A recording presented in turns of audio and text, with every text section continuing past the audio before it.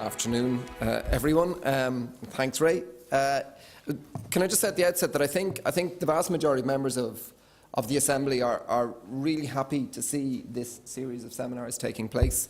I got a present of the Geek Manifesto for Christmas, so I thought I'd better read it, given that for those of you with a scientific bent, it is an unapologetic and pretty militant appeal to legislators to adopt not just an evidence-based approach to public policy, but in fact a scientific approach to public policy.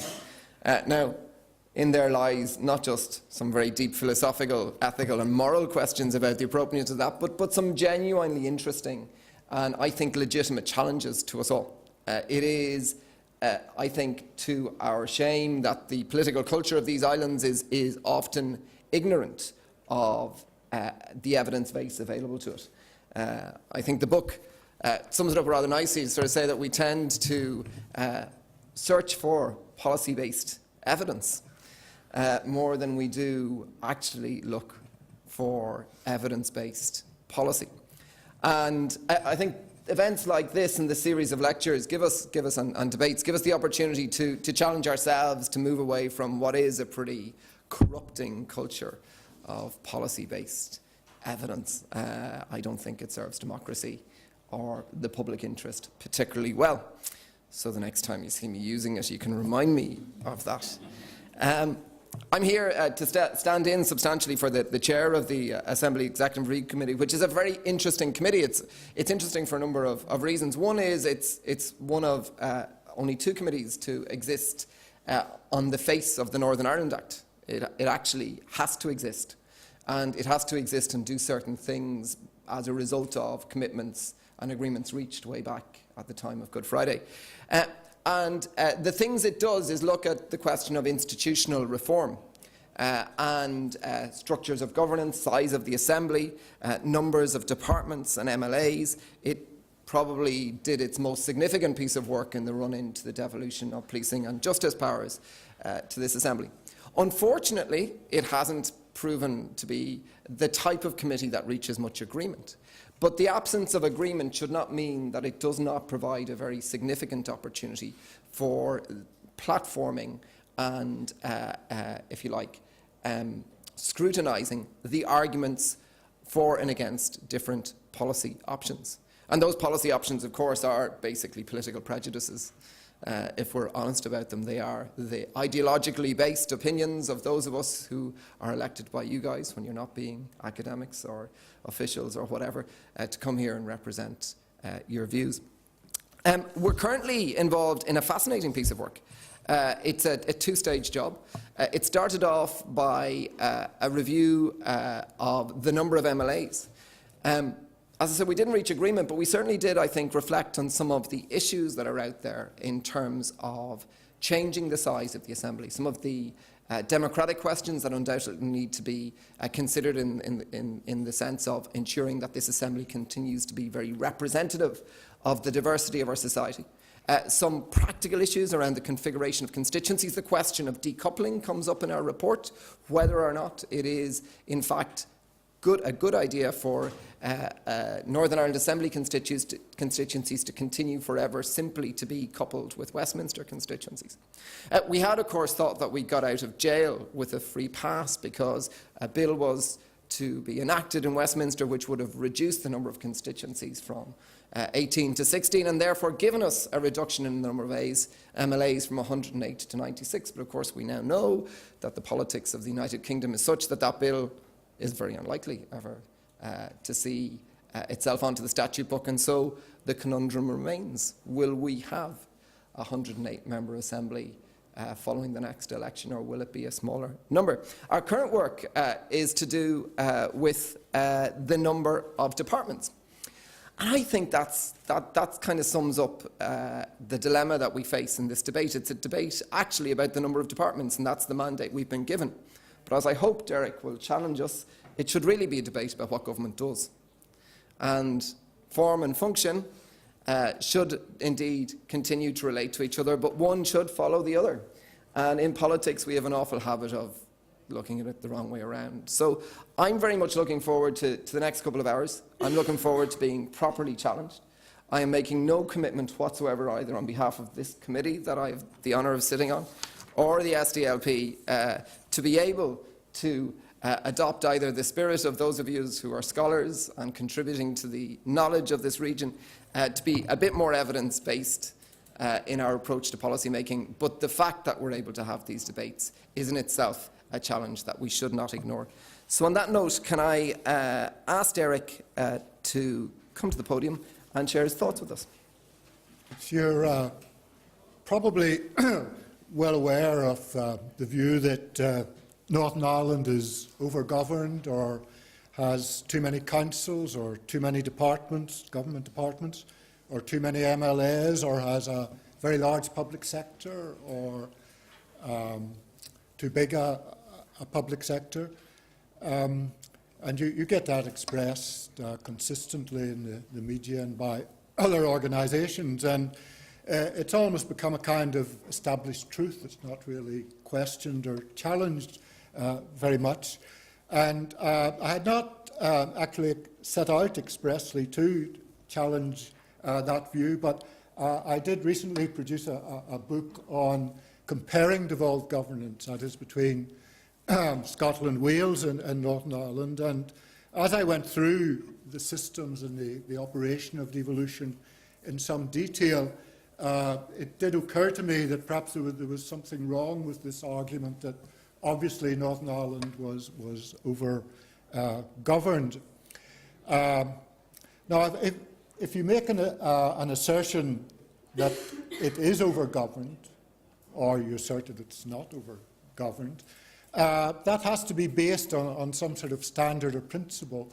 And I think it must be one of two ideas. Either it's comparing Northern Ireland with somewhere else, and that you might think would most obviously be Scotland or Wales, the other devolved administration, or it could be with England, or it could be with the Republic of Ireland, the South, or it could be with another European country. But there must be some sort of kind of standard or benchmark, because if you say it's over-governed or there's too many of this or that, it is a comparative statement, it's an evaluative statement.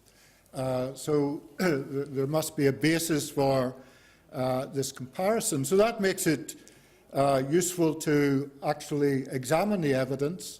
And in this session, I was really looking at some of the evidence, particularly from Scotland and Wales, because I've been doing some work on that recently, but also with perhaps some of the principles of public sector modernisation, about some of the recent ideas about public sector modernisation, which can be a little bit difficult in using the UK ideas at the present, because they are still a kind of mixture. The coalition government, some of its ideas do fit in very much with modernisation, but some of their other ideas are probably more governed by various more political ideas. But we'll see where that takes us. Now, I am presenting this a bit starkly. Maybe makes it a bit more interesting to really extract out the argument about what is over-governed or might be over-governed.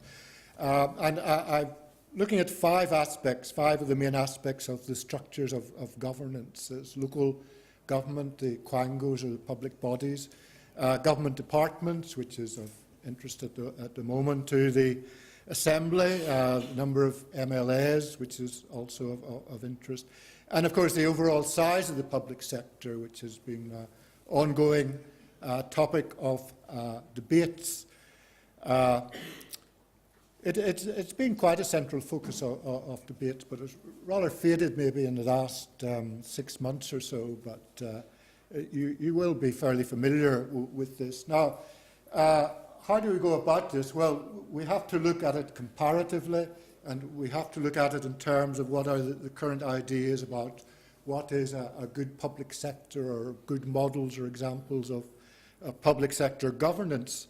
And I maybe start with the easiest one, that is local government. It's a bit easier to contest the claim that Northern Ireland is over-governed in the context of its system of local government, because And you might add, believe it or not, local government system in Northern Ireland is one of the most minimal in Europe. There's almost no other European country that has such a minimal structure of local government in terms of the number of councils, councils per population, and of course the functions of councils. So it's a very limited system.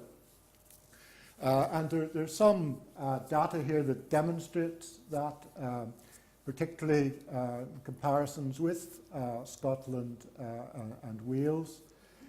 I've included England and the Republic of Ireland. I'll come to that in a moment. And for Northern Ireland, it has the two models, the current one and the restructured one of 11. You see that the new structure, the average population will be quite high. Scotland, it is like somewhat similar. Wales a bit lower. England lower still, which might seem a bit surprising. And the figures for the south, it's a little bit complex in the south because 41 is really the number of core councils that have significant functions. The 81 really adds in the town commissioners, who are now called town councils, but are likely to be abolished. So there is a restructuring going on in the south, which is likely to end up with about 40 councils, the county councils plus some. And it's quite a controversial issue in the south. As you probably know, they've been trying to reform local government for about 50 years without much success. You've only to mention abolishing or merging Leitrim County Council for there to be uproar. So it is quite difficult. But whichever of the two measures you take, you end up either with quite a small population per council, or a somewhat larger one. In fact, 70,000 would be somewhat similar to Northern Ireland. So the new councils in Northern Ireland are going to have quite high populations, and these figures become even more kind of graphic if you look at the table in the paper that was circulated, Table 1 on page 2, which includes some European figures for France, Germany, Spain, Belgium, Holland.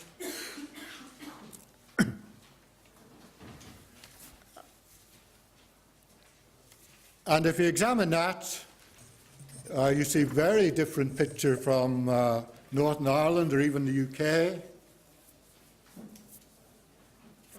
France, very small number. Sorry, small numbers of population per council. You probably know, of course, in Paris, inner Paris area, the 20-odd arrondissements, each one has a town council, mayor, and so on. But they do go down to neighbourhood level. Germany is not much different. Spain, Belgium, Holland, somewhat similar. And of course, they all have devolved regional structures. They operate in a somewhat similar multi-level government structure to Northern Ireland, Scotland, or Wales. Of course, the key other key feature about Northern Ireland is the very limited functions of local government. So we have local government with limited functions. I mean, everyone's probably aware of the fairly limited functions, the fact that the reforms are not quite sure of the total configuration yet of functions, but presently as planned, it will not make a great deal of difference to functions. Also, sorry for jumping about a bit, there's the third point, there's no town or community council tier. Now, this is something usually forgotten about, but Scotland does have 1,200 community councils, elected community councils. Wales has 735 community or town councils. England has parish councils, though not, of course, throughout the whole country. So there is no tier of community councils in Northern Ireland. Now, Originally there was some talk, and there still is, sort of bubbling about still a little bit, about maybe having some kind of civic council, but that is not a terribly clear idea. So the neighbourhood dimension is also missing in Northern Ireland. The workforce is mentioned. The reforms will make probably little change. There's some indication local councils might be given a few more powers again, maybe over some aspects of housing or housing grants, or even some aspects of youth services, as well as the proposals for planning and community planning. So the end result of this comparison is that it's rather difficult in Northern Ireland to talk about strong local government. And I mean, there is some other work in this area. If anyone's interested, Colin Knox has done some work on this area as well, about the extent to which most of the evidence given in the RPA exercise was actually ignored in relation to the local government outcome. And it's also, of course, a bit strange then to talk about the super councils. I know the media now likes to talk about super councils, but basically it's rather difficult to say that Northern Ireland is going to have super councils.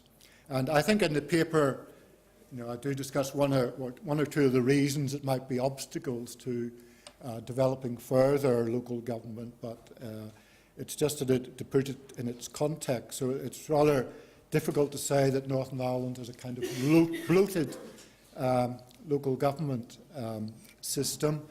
It does mean a kind of loss of localism. These might be some of the values.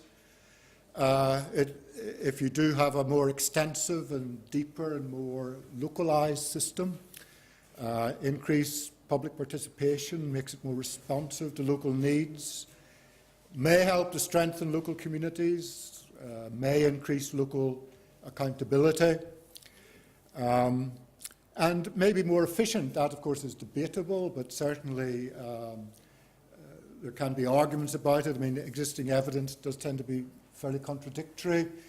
The original RPA actually made a judgment that whether you had 7, 11 or 15 councils, it made no difference to the actual costs. There was almost no financial gains.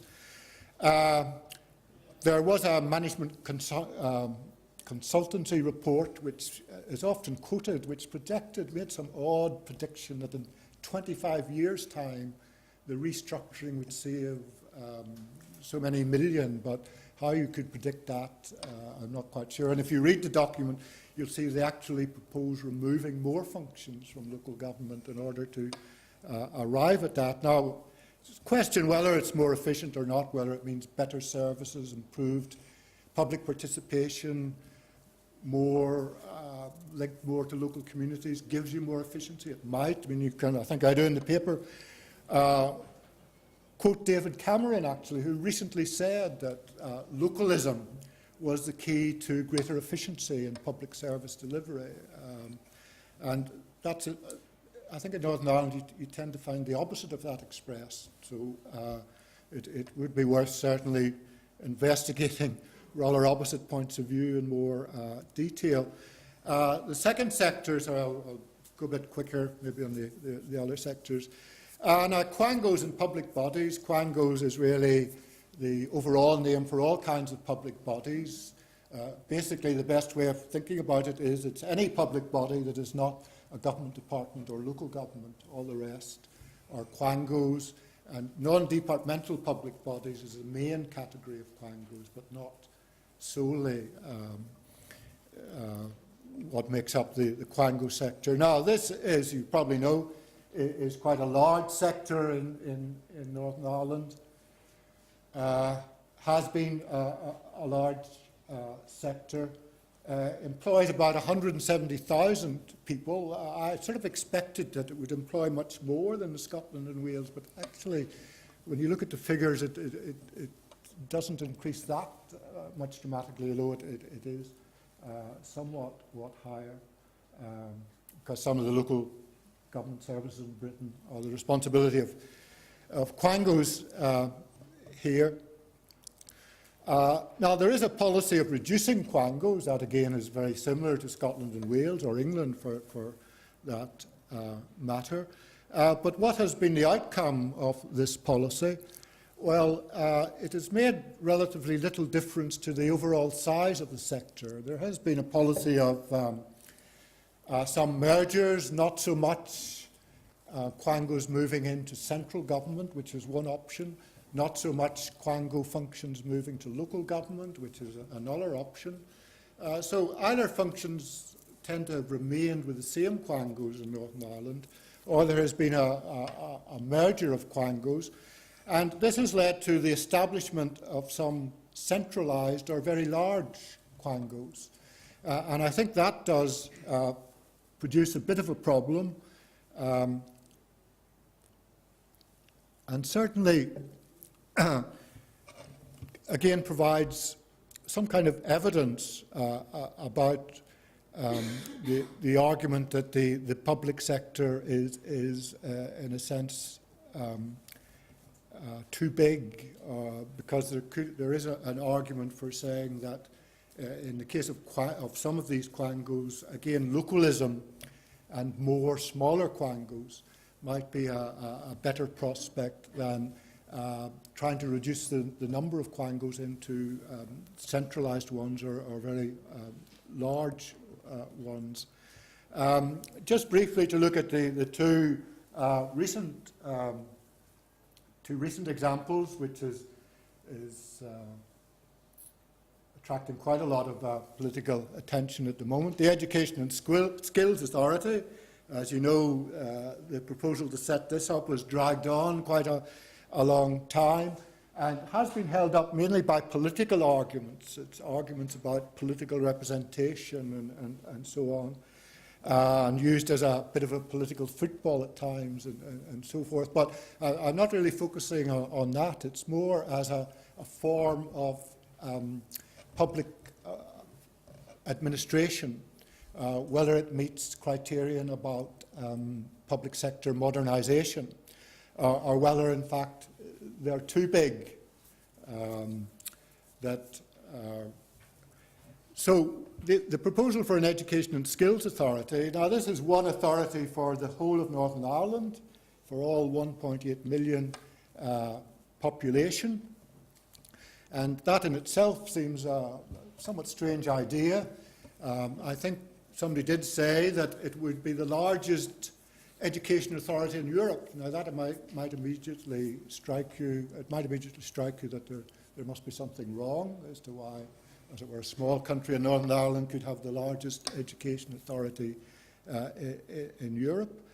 And probably this idea of huge centralised quangos it's an idea I think that you could argue belongs to the past, really, maybe even to 19th century Ireland, which was the great era for all Ireland quangos for specific reasons. So what is possibly wrong with it? Well, too large a population, delivering a very wide range of functions, which goes not just beyond schools, but also into aspects of early years work and particularly youth services.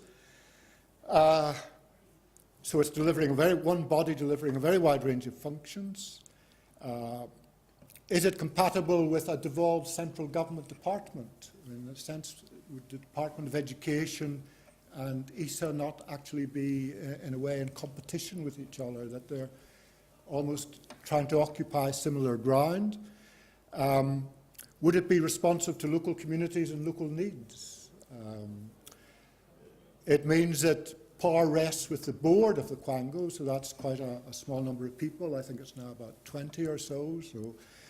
Whereas what the present 5 educational library boards, if operating fully, would have something like 200 people participating.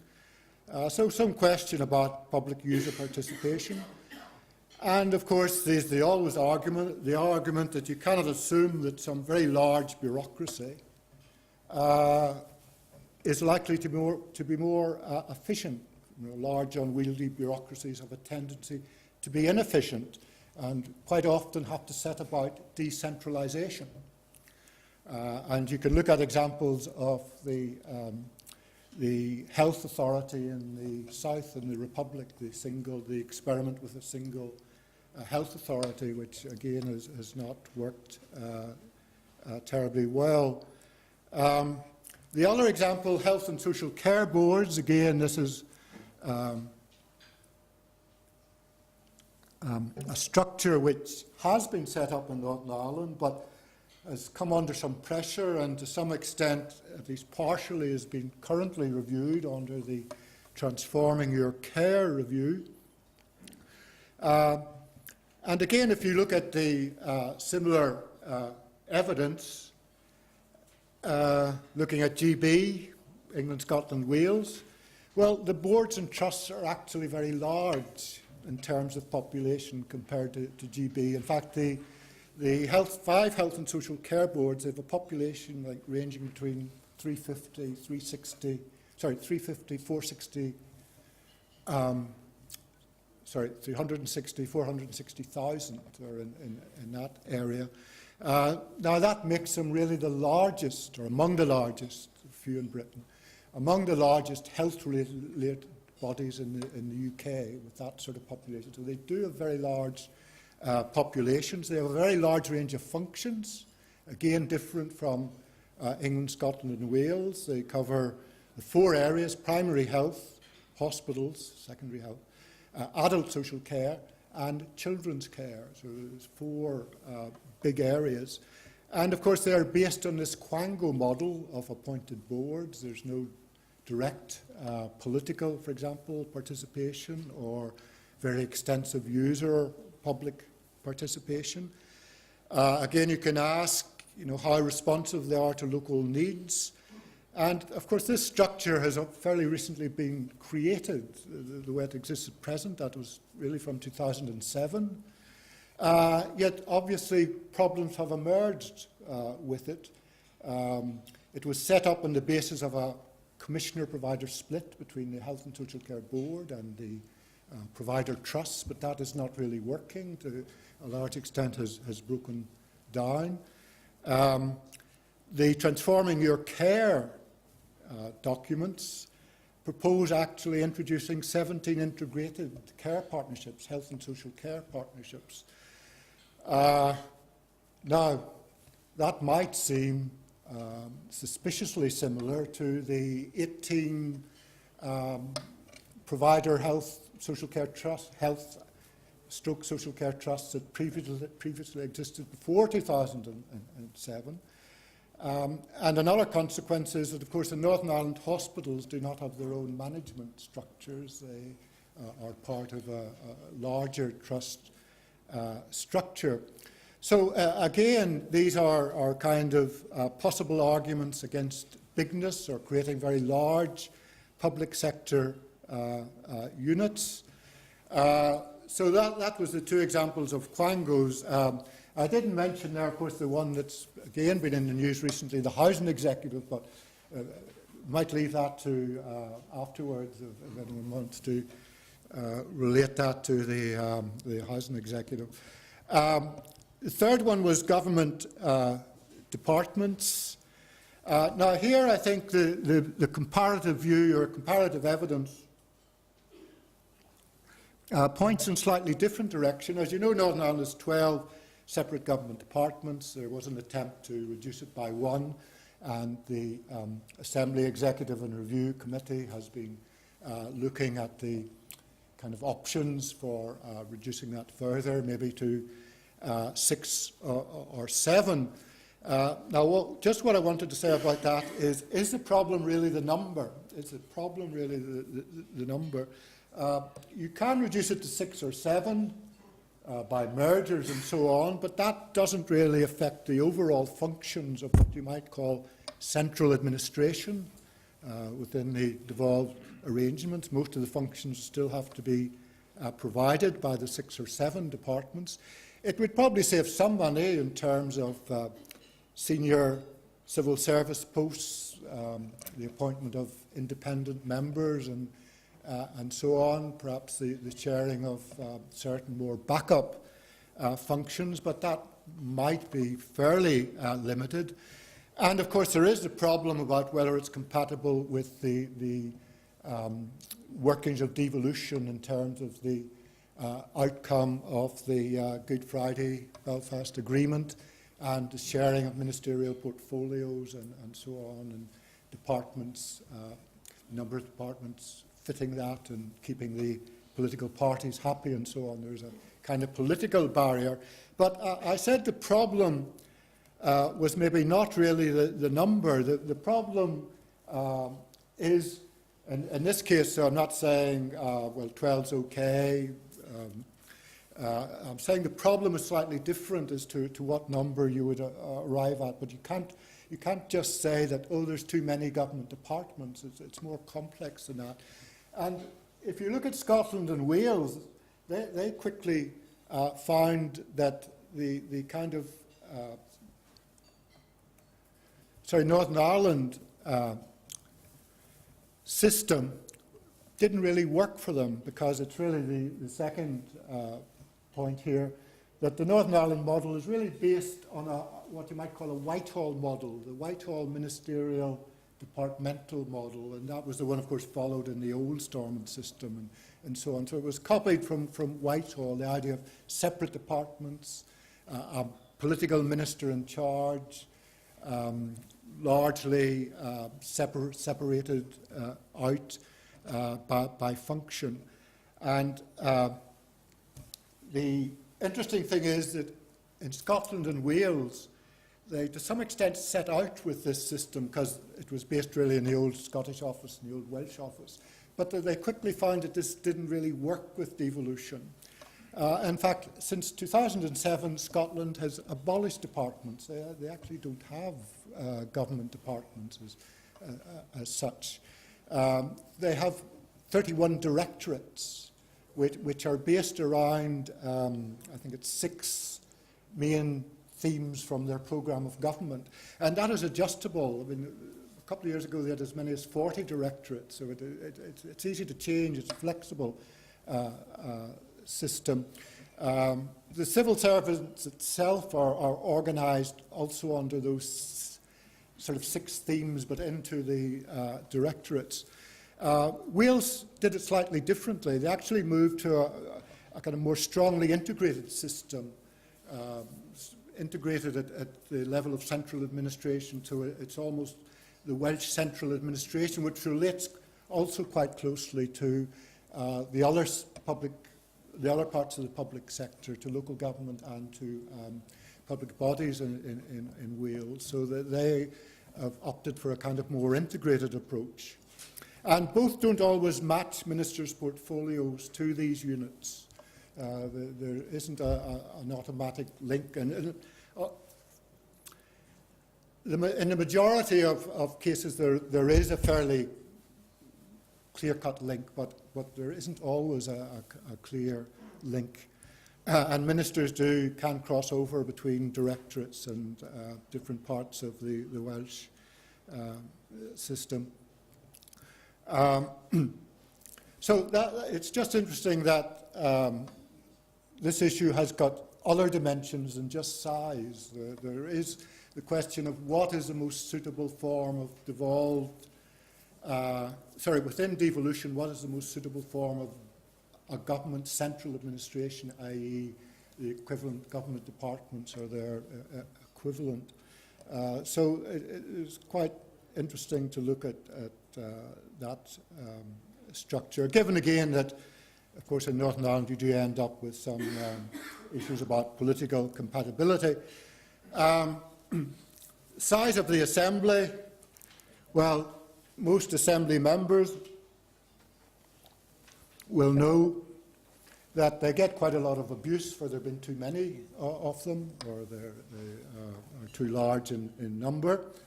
The first thing, how does that compare, particularly with Scotland and Wales? Scotland 129, so not as many. Wales only 60, although it can be noted that the Welsh are bidding, it's not the best of times to make such a bid, but they are bidding for 80 because of the extension, the increase in legislative powers to Wales. But Wales basically has similar legislative powers now as Scotland and Northern Ireland. And of course, I think as Conall was pointing out, in Northern Ireland it has been coupled with the number of Westminster MPs, so it was expected it might reduce anyway. So it's a bit difficult to know what the right number might be. But again, I just make a couple of points. Is there a case for extra representation? Well, obviously, it was thought there was in 1998, and the arrangements to have as wide a representation as possible. But also this fourth point here, which is often overlooked, haven't come across it very much, at least in any discussions in Northern Ireland, but it is thought that Scotland and Wales, or a view is that Scotland and Wales don't require as many members of their parliament or assembly because of the role of local government, because local government councillors have very important functions in Scotland and Wales and are seen as having those functions by the population. And therefore, in a sense, the members of the Assembly and Parliament do not have as much work to do. Now, that's slightly general argument that you could debate about and so on, but that is one of the reasons that Scotland and Wales can operate with a more compact structure in terms of numbers, because of the very large key major roles played by local councillors, which of course is not the situation in Northern Ireland. Now, that still leaves open the question, does the Assembly need 108 members? I suppose the other side of this is that the Assembly could increase its workload. I mean, I think there would be space, especially at committee level. I think I heard or saw Rick Wilford talking about this recently. He was suggesting more work on pre-legislative scrutiny. There's just one or two other ideas there about other committees, or the missing committees in Northern Ireland. Northern Ireland doesn't have a European committee, doesn't have an equality committee, doesn't have a petitions committee, as the way Scotland and Wales have, dedicated to those functions. There could be more full inquiries. Some of the Northern Ireland committees have actually produced a very small number of full inquiry reports. More scrutiny over quangos, given the very large quango sector in Northern Ireland. You could argue that all their annual reports and so on should be regularly reviewed by the Assembly committees. So that's just some thought on the Assembly. And then finally, just the last couple of minutes, the big claim about the public sector, that Northern Ireland has a very large public sector. You're all familiar with this. And of course, it's always slightly complicated, because it does tend to be always linked with and a very small private sector, although of course the two aren't necessarily linked. They may affect each other, but they're not necessarily linked. Well, again, is this true? You can look at some of the recent figures. You have to find comparative figures that they're comparing like with like. There are lots of these figures circulating about. Employed in the public sector, it's quite easy to find that, and on the left-hand side you have the Northern Ireland, Scotland, Wales figures, the gross figures. Percentage of all employed, which is the figure that's used all the time, and this is from the 2012 figures produced by ONS. It has declined in Scotland, Wales, England, Northern Ireland because of cuts in the public sector employees, but comparatively, Northern Ireland is still the highest percentage of all employed, but it's not terribly much greater than Scotland and Wales. And you could argue for special conditions about greater deprivation and so on, greater need for public services to some extent. And in fact, the differential becomes less if you try and work out the percentage of working age who are employed in the public sector. And that, of course, includes those who are unemployed and so on, are not economically active. And in fact, Northern Ireland is much the same as Wales, the same proportion who work in the public sector. So this, again, is a kind of reason for being fairly careful about making claims that perhaps can become myths fairly quickly, and the need to look at the evidence and comparative evidence. It doesn't necessarily, of course, come up with solutions or tell you what you should do, but really arguing more that you need to be a bit careful about just assuming that Northern Ireland is necessarily over-governed. So the conclusions that government is not particularly large compared to Scotland and Wales, probably proportionately is more than in England. Just the findings, local government is actually quite small in Northern Ireland. There is, I think, an issue about some of the major quangos being too centralised and large. The issues about government departments, that the workforce is large but not excessively large compared to other public sectors. And the final point, really, that there is a danger of, as it were, making government decisions on the basis of this myth. Well, call it a myth, but sorry, I've just been called up. But the danger of making decisions and deciding on arrangements or reforms on the basis of this assumption. And there is a question whether there's some danger in actually reducing the public sector in Northern Ireland in terms of what's needed for devolution or modernisation of the public sector, ideas about participation and user involvement and so on, or even dealing with democratic deficits, that there may be some argument actually in trying to include as many people as possible rather than exclude people. So that really concludes.